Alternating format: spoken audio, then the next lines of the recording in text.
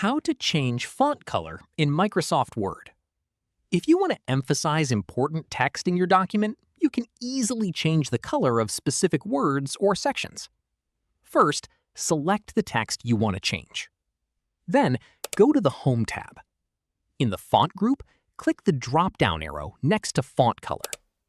Choose any color from the available options, and the selected text will immediately change to that color. If you want to use a specific color, select the Font Color drop-down arrow and click More Colors. In the Colors dialog box, you can choose a color from the Standard tab or use the Custom tab to select a specific color. Choose your preferred color and click OK to apply it. You can also change the font color using the mini toolbar that appears when you select text.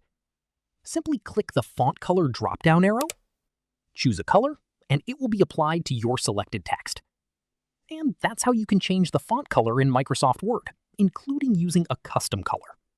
If you found this tutorial helpful, don't forget to like this video, subscribe to the channel, and follow for more Microsoft tips, tutorials, and the latest tech updates.